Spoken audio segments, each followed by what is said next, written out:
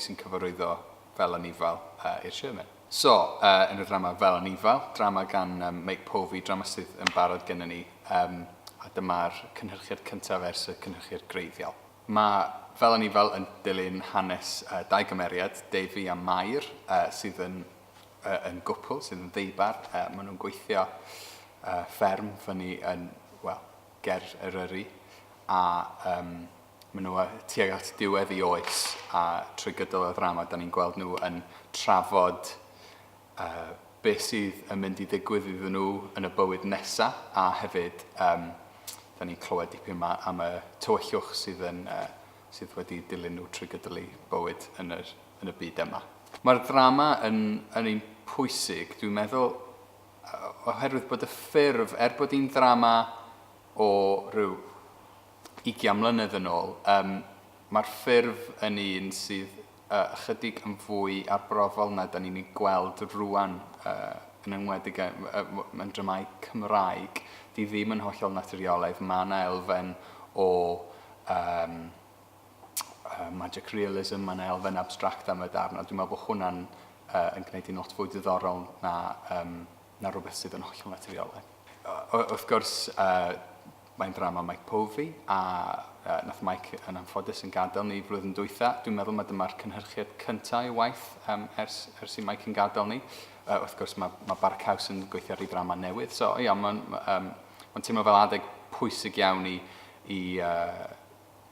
I ail gydio yn ei waith o fewn y traddodiad Cymraeg. Boen Harris, dwi'n chwarae rhan Defi yn y drama yma. Wel, mae'r drama ei hun yn troi mewn rhyw fath o gylch I ddeud y gwir. Felly ar dechrau'r drama, mae'r ddau gymeriad, a dim ond dau gymeriad sydd yn y drama, sef Defi a Mair. A da ni cael cipolwg o'i bywyd nhw sydd wedi bod yn mynd yn ei flaen ers 40 mlynedd neu fwy. A'r holl elfennau sydd yn perthyn wedyn I gymeriadau pobl sydd wedi arfer efo'i gilydd gyhyd. Mae pobl, maen nhw'n nabod I gilydd mor dda mewn un ffordd, ond eto, dydyn nhw ddim yn nabod un peth amdan I gilydd, achos mae yna gyfrinach anfarth I fewn yn eu perthynas nhw, a mae drama wedyn yn rhyw delio ac yn trio ffeindio beth sydd yn digwydd go iawn o fewn y berthynas yna. Dwi'n meddwl bod ni'n drama sydd wedi cael ei, o ddim I anwybyddu fel y cyfryw, ond sicr ddim wedi cael ei wneud ers yr un cynhyrchiad yna nôl yn pryd bynnag oedd hi yn y 90au. A mae yn ddrama, fel nifer fawr o ddramau Meic Povey, dwi'n meddwl, yn hen bryd I ni ddechrau edrych eto ar ei waith o, achos mae ei waith o yn arbennig iawn. Mae ganddo fo ffordd arbennig iawn o sgrifennu, a dim ond y fo allai feddwl amdano fo sydd yn sgrifennu yn y math yma o arddull, y math yma o steil sy'n perthyn. A mae'n perthyn yn unigryw iawn iddo fo. Mae dramau llwyfannu rwan. Dwi ddim yn sôn am ei dramau dyledu fo sydd yn bethau mwy naturiolaidd, ond mae rhai y dramau llwyfannu. Ac yn sicr, dwi'n meddwl bod yn hen bryd I ni edrych eto ar ei dramau o. Mae'n gymaint heina anhygoel yn y ddrama yma. Da ni wedi bod yn gweithio rwan ers beth I hon y drydydd wythnos o ymarfer ar sut I darganfod, da ni wedi bod yn rhyw dyrchu, da ni wedi bod yn mynd efo rhaw bron y bod a trio gweld beth sydd rhwng y llinella. Mae yna gymaint yn mynd ymlaen yn y ddrama yma, a hefyd, fel ni'n dweud, dim ond dau ohono ni sydd.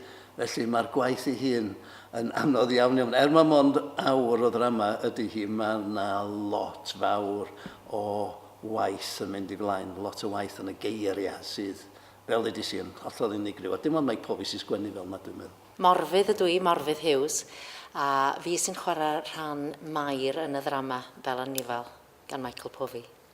Felly mae Mair yn briod hefo Defi, ac ar ddechrau'r drama mae hi yn... Da ni'n dod yn ymwybodol I bod hi yn gyfrifol am holl weithgareddau y tŷ, coginio'r gofalu, ac mae'n brysur iawn o amgylch y tŷ ac yn... A bod Defi mewn ffordd yn ddibynnol iawn ar Mair. Ie, mae perthynas Mair a Devi yn ddiddorol iawn. Da ni'n fuan iawn yn dod i weld bod nhw dan ddylanwad digwyddiad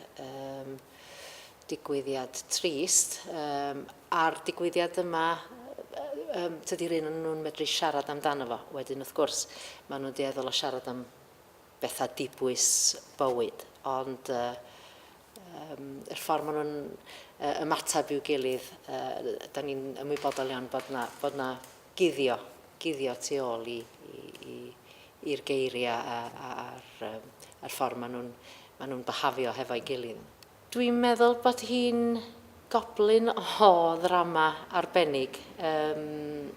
Dwi'n cofio gweld y ddrama pan wnaethpwyd hi gyntaf gan y cwmni Dalia'r Sylw. Christine Pritchard a Dacono'n chwarae rhan Mair ac Owen Garmon yn chwarae Devi. Dwi'n cofio ei gweld ti. Ac, o'n i'n meddwl bod hi'n andros o ddrama arbennig, bwerus iawn. Ac dwi'n chysidro hi'n fraint o gael chwarae y rhan ac cael bod yn rhan cael ymddangos yn un o ddramau Meic Pofi am y tro cyntaf erioed. Dwi'n meddwl wneud o'n neud i bobl gwestiynu y ffordd maen nhw'n ymdrin efo lot o bethau mawr a sut maen nhw'n trin ei gilydd mewn perthynas hefyd. Mae hwnna'n rhywbeth sydd wedi dod allan o lot yn ymarferion. Ffaith di hein di'r cymeriadau, dyn nhw ddim wedi sôn am y pethau tywyll yma am flynyddoedd a wedi bod yn byw efo'r dig, efo'r gwenwyn yma. So, dwi'n rhagweld hwnna'n yn cael dipyn o effaith ar bobl sy'n dod i weld y ddrama.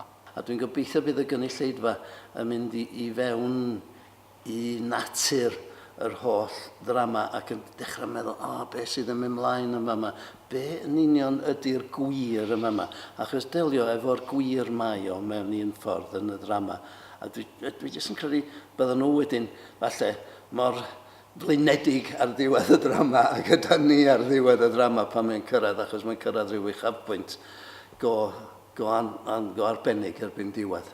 Dyle pobl ddod i weld y ddrama yma a'r cynhyrchiad yma sydd, mwyn gweld cynhyrchiad sydd yn defnyddio drama o'r canon Cymraeg, ond yn ceisio i defnyddio hi i wneud cynhyrchiad hollol newydd.